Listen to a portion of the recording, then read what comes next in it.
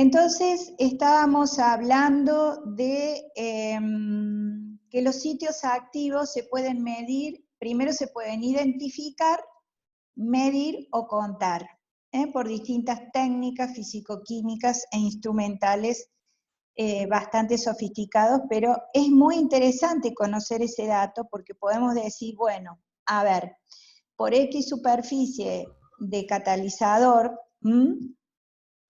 es decir, tanta masa de catalizador, es más, podemos diferenciar en un determinado volumen o masa de catalizador, podemos diferenciar cuánto tenemos de superficie total expuesta, es decir, toda la superficie que está disponible externamente en las partículas de ese catalizador, y cuánto de superficie tenemos de activa, es decir, allí es cuando hablamos de medir los sitios activos, ya que no, en general, el 100% de la superficie del catalizador no es la activa, sino que gran parte de la superficie de un catalizador, de las partículas, la superficie de un catalizador, ustedes imagínense, un catalizador sólido es una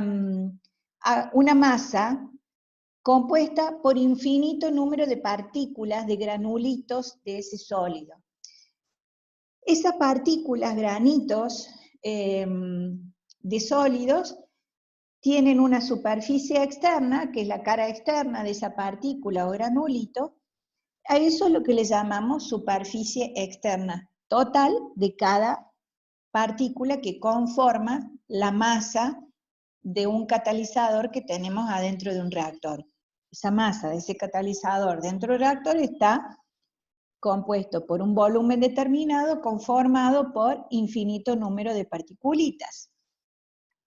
Bien, la superficie externa de esas partículas, digamos, es la superficie total de esa partícula, la sumatoria de las superficies totales de las infinitas partículas que conforman una masa determinada de catalizador que está dentro del reactor, forman la superficie o área total expuesta del catalizador a disponibilidad de los reactivos. Pero no toda esa área es la activa para que la reacción se lleve adelante. Los que son activos para que la reacción se lleve adelante son lo que veíamos antes, los sitios activos que están distribuidos en la superficie de las partículas, o a veces pueden estar adentro de esas partículas. Entonces estamos hablando de partículas porosas, partículas porosas que pueden tener huecos, canales, cavidades adentro de esos granulitos. Imagínense, por ejemplo, una piedra pómez o una esponja, las esponjas que usamos en las cocinas o en el baño. Eso, imagínense esa esponja o la piedra pómez, una partícula, y en ese caso, esa variedad de catalizadores tiene huecos por dentro de la partícula, huecos, canales, caminos, y pueden estar también en el interior de esa partícula los sitios activos. Por lo tanto, esos sitios activos son los que van a interaccionar y no el 100% de la superficie expuesta. Bien, entonces, cuando yo les mencioné antes que una reacción se puede llevar adelante por más de un sitio activo, si es que ese catalizador tuviese más de un sitio activo, este es un ejemplo de esa. Por ejemplo, este catalizador es un soporte que está conformado por un óxido de aluminio que le llamamos alúmina.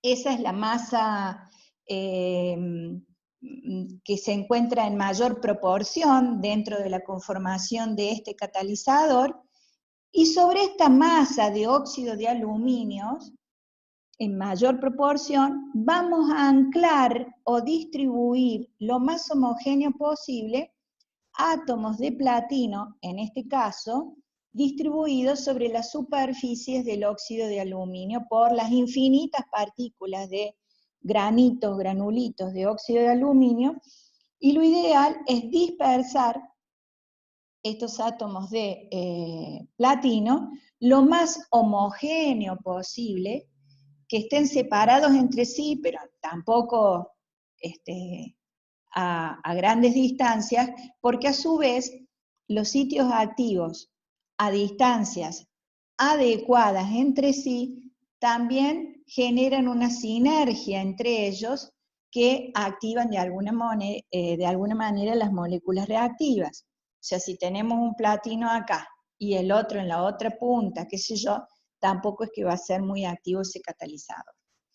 Entonces, por ejemplo, acá tenemos un catalizador conformado por platino depositado, anclado, distribuido sobre un soporte que se llama alúmina u óxido de aluminio. En este caso, el sitio activo es platino, pero también es activo el soporte propiamente dicho. Porque este óxido de aluminio o alúmina, está compuesto, como ustedes lo ven, y tiene una estructura cristalográfica determinada que hace que dos átomos de aluminio unidos a 3 de oxígeno genere una deficiencia de carga negativa en esta conformación, y esa deficiencia de carga negativa va a generar un sitio activo, aceptor, donor de electrones, disponible para alguna de las moléculas que venga a depositarse sobre el óxido de aluminio y no sobre el platino. Entonces estamos hablando de un catalizador con un elemento platino anclado sobre un soporte que es activo, como el óxido de aluminio. En otros casos tenemos soportes inactivos que no van a cumplir ninguna función nada más que la de soportar a los elementos activos. Es decir, que su superficie no va a actuar con las moléculas reactivas como sí lo hace en este caso la alúmina. Entonces, este catalizador se denomina así genéricamente un catalizador bifuncional, porque su conformación va a llevar adelante dos tipos de reacciones, porque sus elementos activos, ya sea el platino y el óxido de aluminio, llevan adelante reacciones químicas diferentes. Por ejemplo, los átomos de aluminio transformarán la corriente de parafinas, que es la alimentación en ese reactor, los va a transformar en una corriente de olefinas, es decir, que el platino deshidrogena a las parafinas.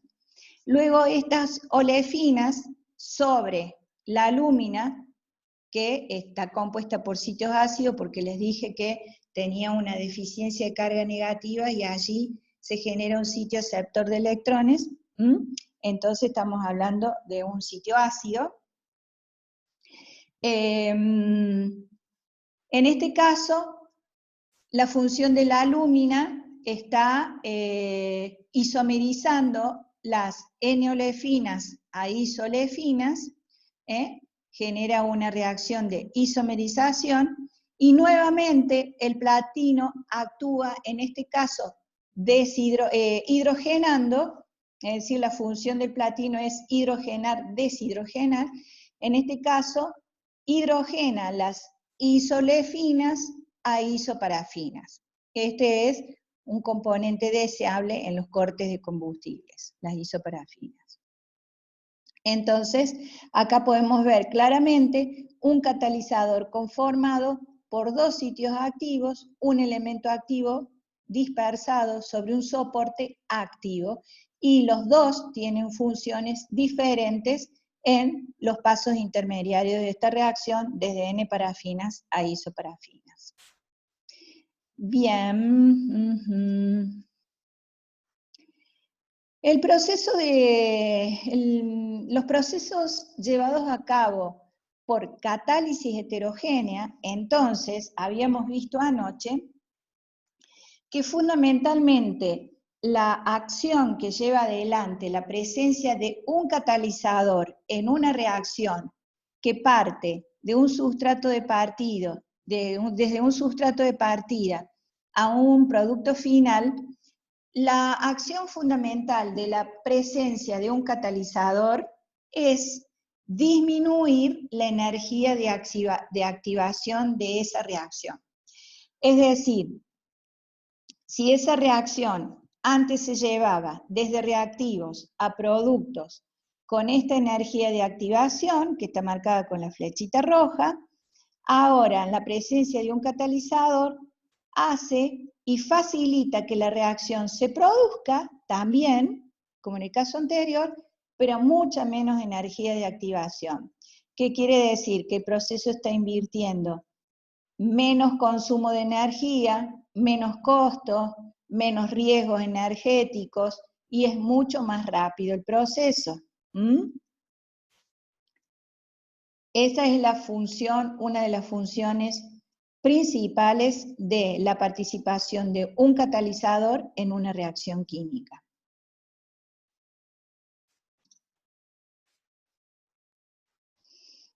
Acá vemos un gráfico similar al anterior, solo que podemos ver que en lugar de tener un saltito, como teníamos acá tenemos distintos pasos intermedios que nos están indicando distintas generaciones de productos de estados de transición intermedio, desde las moléculas reactantes hasta los productos finales. Y vemos cómo la energía de activación del catalizado es mejor que de la reacción no catalizada u homogénea. Bien, esto es lo que les mencionaba recién, que influye sobre la energía de activación. El mismo gráfico, es lo mismo.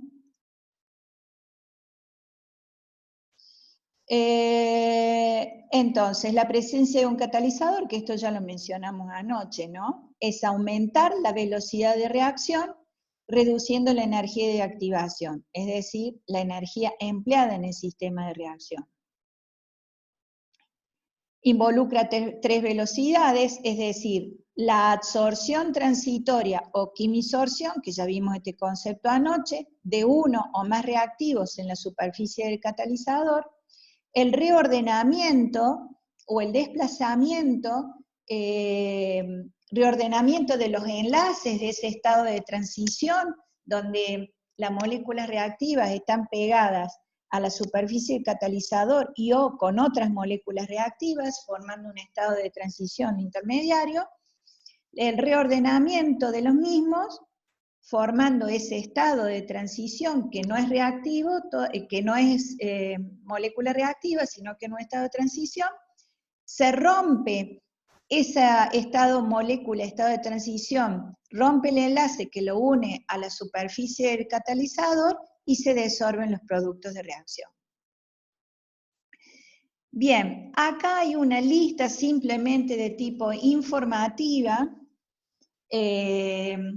de los primeros procesos catalíticos heterogéneos en la historia de la industria química. Son procesos clásicos. Una tablita, ¿sí? O sea, la presencia de un catalizador es lo que determina la velocidad. Esas tres velocidades de las que hablo recién sería la etapa lenta de la reacción. En realidad, estas velocidades que hablamos nosotros son velocidades son las que manejarían la reacción, sí, son las que manejan la reacción, pero acortan el proceso respecto de esa misma reacción sin la presencia del catalizador. Lo que hace el catalizador efectivamente es acelerar la velocidad de la reacción. Hace que la reacción se produzca en menos tiempo y con consumo de menos energía, conformando estos productos intermediarios, estados de transición, que van llevando de por sí propiamente dicho, mucha menos energía que el proceso global sin el catalizador. Entonces, estas velocidades intermediarias hacen que las sumatorias de ellas en la velocidad global general final sea mucho más rápido. No sé si eso es lo que me preguntaba. Sí, sí, gracias. Bueno. Acá una pequeña tablita de catálisis heterogéneas, tipos de sólidos que pueden actuar como catalizadores, muy genérico, ¿no? Y muy global. Puedo decir que hay infinitas familias de catalizadores para infinitos usos y distintos tipos de reacciones. Realmente se ha avanzado muchísimo en este campo. Y bueno, tenemos dentro de las familias de metales conductores catalizadores con elementos de este tipo, por ejemplo, catalizadores de semiconductores, tenemos para que pueden ser llevados a reacciones de este tipo, óxidos y sulfuros semiconductores para reacciones de este tipo, por ejemplo, estas combinaciones, estos óxidos y o combinaciones de los mismos, óxidos de tipo aislante para reacciones de este tipo, como estos, son simplemente ejemplos para que vean. Catalizadores ácidos para llevar adelante este tipo de reacciones, como estos, por ejemplo. Nosotros en este cuatrimestre vamos a ver mucho estos catalizadores de la familia de los ácidos y algunos de óxido de reducción, acá, de óxido de reducción y ácidos, porque son los que trabajamos nosotras aplicados a distintos procesos químicos de remediación ambiental, procesos químicos de química fina. Química fina le llamamos cuando buscamos sintetizar moléculas de muy alto valor agregado, por ejemplo, que son los fármacos, moléculas para la industria de las farmacias, industria de la medicina, de las cosméticas. A eso le llamamos química fina, es decir, moléculas que en muy pequeñas cantidades tienen un elevado costo en el mercado, que son muy caras, todo lo que es industrias de fármacos y cosméticos. Bueno, entonces nosotros trabajamos con familias de catalizadores en general ácidos, ¿no? Pero bueno, hay muchísimos tipos de catalizadores. Sintéticamente, ¿qué esperamos de un catalizador entonces? De lo que hemos conversado es que tenga alta actividad y que sea estable en el tiempo. Que sea estable en el tiempo, a las temperaturas de uso, a las presiones de uso, al tipo de alimentación al cual se lo somete en ese reactor, al caudal en que se ingresan los reactivos dentro del reactor. ¿Qué vamos a desear? Que tenga una selectividad alta, pero para que ello suceda también vamos a desear que sea estable, al igual que antes. Que tenga una elevada área superficial. Esto acá hablábamos hace un ratito de lo que es área de un catalizador. Pudimos diferenciar entre área total, que es el área total de una partícula, el área externa. En esa área externa pueden estar anclados o depositados los sitios activos si son elementos metálicos, por ejemplo, platino, paladio, níquel, cobre. O también hablamos de catalizadores o particulitas porosas, como la piedra pómez o la esponja del baño, de la cocina, que tienen poros, huecos, canales, cavidades dentro de la partícula. Entonces nosotros vamos a desear que los catalizadores tengan elevada área superficial, ¿Para qué? Para poder anclar ahí los elementos activos. Y si se llegase a tratar de un catalizador que además tenga porosidad, ¿qué vamos a desear? Que esa porosidad, estructura porosa, interna dentro de la partícula, sea esto, controlada. Controlada quiere decir que tenga una cierta regularidad. Es decir, si va a tener cavidades, que el tamaño de esas cavidades o huecos sea repetitivo. Si va a tener canales, que las formas y dimensiones de esos canales sean repetitivos. ¿Para qué? ¿Para qué queremos controlar esa porosidad? Para poder controlar la repetición, digamos, para poder controlar el desempeño de ese catalizador y que sea repetitivo a lo largo de distintos usos que le demos, y cuando volvamos a sintetizar catalizadores de la misma características, estructura y constitución química, podamos volver a repetir esa porosidad interna para lograr ¿qué? Lograr repetir el mismo desempeño en esa reacción. ¿Sí? ¿Eso lo entienden? El efecto, la idea de tenerlo controlado.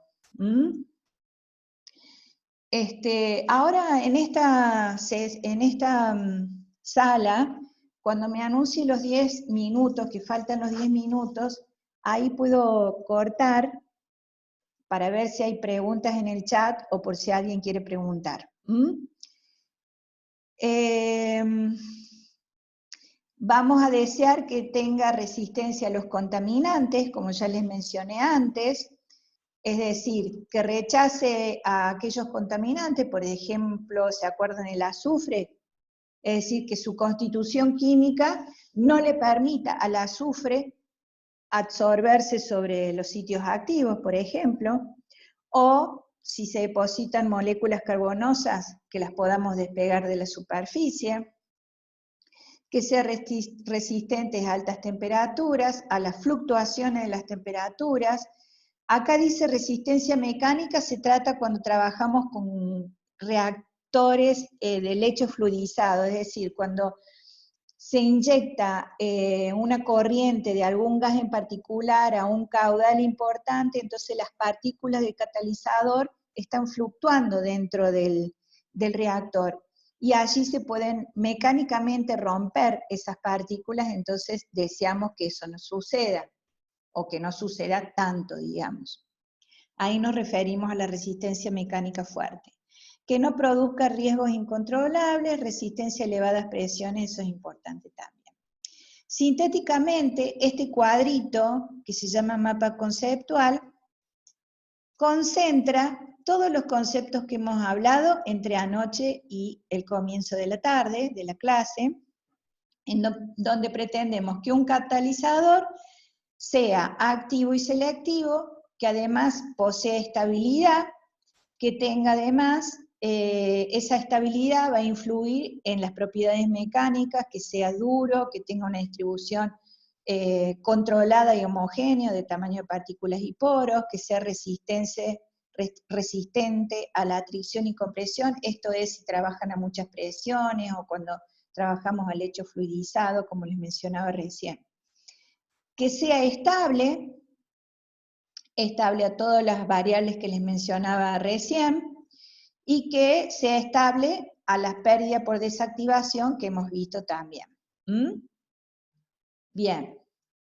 Los componentes de un catalizador, muy a grandes rasgos,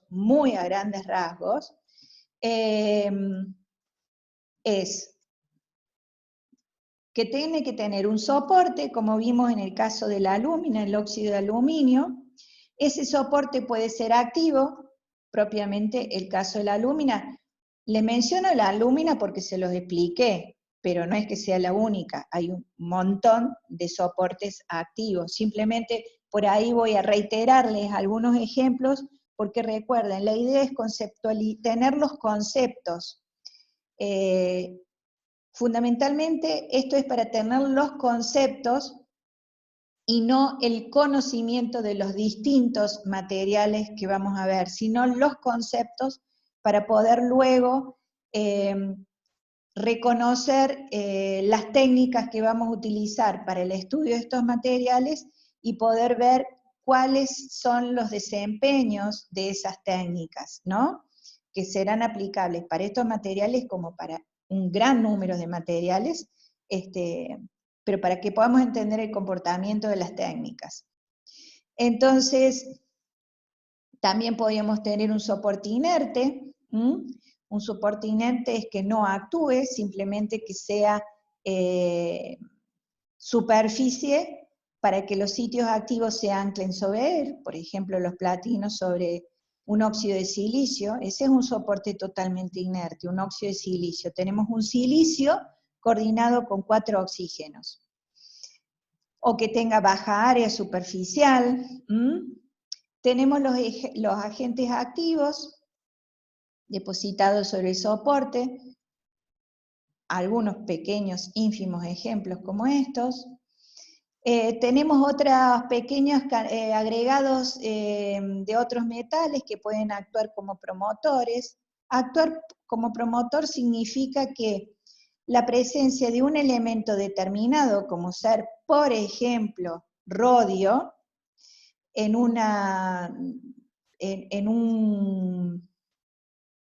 un platino sílice, le agregamos rodio, le mejora la actividad, la selectividad y la estabilidad al platino, pero no necesariamente el rodio actúa en la reacción, sino que el rodio estabiliza electrónicamente el platino para que el platino haga las funciones que tiene que cumplir. Ese es el concepto de un promotor, por ejemplo. Bien. Catálisis heterogénea. Algunas ventajas e inconvenientes. Fácil separación del catalizador por filtración, eso ya lo vimos anoche. Si tenemos una reacción de reactivos y productos líquidos y el catalizador es sólido, por filtración recuperamos perfectamente el catalizador. Imagínense si estamos trabajando con un catalizador sólido ácido, que tenga, ese catalizador cumple las funciones de sólido ácido de Bronsted y de Lewis. Acá ya quedan 10 minutos. Imagínense si esa reacción la hacíamos antes con ácido sulfúrico, ácido nítrico, para separar el ácido nítrico sulfúrico de los reactivos y productos, lo que implicaba todo eso, ¿no? Acá simplemente por filtración separamos reactivos y productos por un lado y el catalizador por el otro. En general tienen muy buena estabilidad térmica, habrá algunos que no, por supuesto, los hay, de hecho los hay. Bueno, acá implica que los que no tienen buena estabilidad térmica serán buenos quizás para reacciones que no vayan a elevadas temperaturas, por ejemplo, de hecho así ocurre. A elevadas temperaturas o elevadas presiones. Esto que dice acá, menor reproducibilidad debido a que la estructura y superficie depende de los métodos de preparación, es lo que yo le decía, un catalizador sólido es una superficie heterogénea. ¿Qué pretendemos? Que cada vez que sinteticemos ese catalizador sólido, logremos repetir la estructura cristalina del mismo. ¿Para qué? Para que podamos seguir utilizándolo para la misma reacción y tengamos la misma reproducibilidad de resultados y aplicación a la cual veníamos usando. Evitan problemas de corrosión o deposición en las paredes de reactor. Bien. Catálisis homogénea versus heterogénea. Y acá simplemente hay una tablita de comparación entre lo que sería catálisis homogénea, donde tenemos un catalizador en la misma fase que los reactivos y productos, y la heterogénea. Las condiciones de reacción, la homogénea, de hecho, son condiciones más suaves de presión y temperatura. En la heterogénea empleamos temperaturas y presiones más altas. La separación de los productos y reactivos del catalizador, acá es difícil y acá es mucho más fácil, como les mencionaba recién. La recuperación en la homogénea es mucho más caro, acá es facilísimo. La estabilidad térmica en un homogéneo es muy baja y acá es muy alta. En general, ustedes analicen, en realidad todo esto lo hemos conversado, chicos. En general, la catálisis heterogénea, de hecho lo es total y absolutamente ventajosa frente a la homogénea, no hay dudas. Son muy pocas las condiciones en donde no son beneficiosos la heterogénea frente a la homogénea. A ver, acá hay una pregunta. ¿El catalizador influye sobre la estructura que va a tener el producto que se forme? Me refiero a si el producto es sólido. ¿El tamaño varía si usamos un catalizador u otro? Acá estamos hablando de un catalizador sólido y los reactivos y productos son líquidos o gaseosos. No obtenemos como producto un sólido, salvo que obtengamos una molécula de alto peso molecular y que, por ejemplo, a las temperaturas que está en el horno la reacción, en el reactor, la reacción esté a muy altas temperaturas, 500, 600, 700 grados, tengamos una molécula de, por ejemplo, un hidrocarburo parafínico de elevado peso molecular, entonces a esas temperaturas está a veces en fase gas o en fase líquida, y al salir del reactor, que se pone en contacto a la presión y temperatura ambiente, puede solidificarse, pero mientras está en contacto con el catalizador, no es sólido el producto de reacción. Usamos un catalizador, ok, gracias. Bien. Bueno, cortamos acá, yo miro de nuevo el chat o escucho algunas preguntas, y la próxima sala vamos a ver una familia de catalizadores que es la que vamos a usar concretamente, ya habiendo visto los conceptos generales de catálisis y la conceptualización de todo lo que es procesos catalíticos, vamos a ir ya a ver un poquito más en detalle esta familia de catalizadores, que son los que vamos a usar este cuatrimestre. Dejo de compartir, dejo de grabar.